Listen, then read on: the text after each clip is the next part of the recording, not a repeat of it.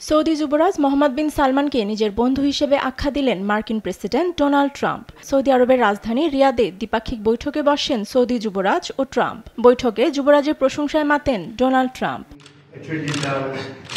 বৈঠক শেষে দ্বিপাক্ষিক চুক্তিতে স্বাক্ষর করেন দুই নেতা। এ সময় সৌদি প্রতিরক্ষা খাতে $142 বিলিয়ন বিনিয়োগের চুক্তিতে স্বাক্ষর করেন ট্রাম্প। হোয়াইট হাউস জানায় যুক্তরাষ্ট্রে $600 বিলিয়ন বিনিয়োগ করবে সৌদি আরব। এর মধ্যে রয়েছে কৃত্রিম বুদ্ধিমত্তা ডেটা সেন্টারে $20 বিলিয়ন বিনিয়োগ। অন্যদিকে মার্কিন প্রযুক্তি সংস্থাগুলো $80 বিলিয়ন বিনিয়োগ করবে সৌদি আরবে। সেই সঙ্গে যুক্তরাষ্ট্র $14.2 বিলিয়ন মূল্যের টারবাইন গ্যাস ও $4.8 বিলিয়ন মূল্যের বোয়িং বিমান রপ্তানি করবে দেশটিতে। এছাড়াও চুক্তিতে রয়েছে দুদেশের জ্বালানি ও খনি খাতে সহযোগিতার উল্লেখ।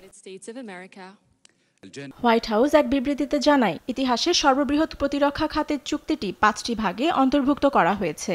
শুরুতে রয়েছে বিমান বাহিনীর অগ্রগতি ও আকাশ প্রতিরক্ষার সক্ষমতা। দ্বিতীয় স্থানে রয়েছে বিমান ও ক্ষেপণাস্ত্র প্রতিরক্ষা ব্যবস্থা। তৃতীয়তে সমুদ্র ও উপকূলীয় নিরাপত্তা। চতুর্থ স্থানে উঠে এসেছে সীমান্ত নিরাপত্তা ও স্থল বাহিনীর আধুনিকীকরণ। সর্বশেষ তথ্য যোগাযোগ ব্যবস্থার উন্নয়ন অন্তর্ভুক্ত করা হয় চুক্তিতে। সৌদি রাজদরবারে ট্রাম্পের সম্মানে আয়োজন করা হয় মধ্যাহ্নভোজ।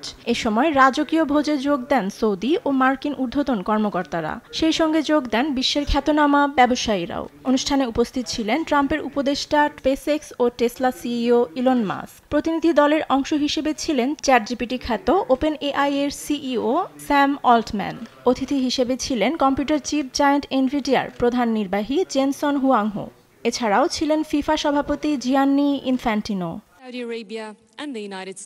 প্রথম ধাপে চুক্তিতে স্বাক্ষরের পর আরও বেশ কিছু চুক্তিতে স্বাক্ষর করবে দুদেশ। মধ্যপ্রাচ্যে 4 দিনের সফরের অংশ হিসেবে বুধবার কাতারের উদ্দেশ্যে রওনা হবেন Trump. Fatema Tasnim, news desk, দেশ টিভি।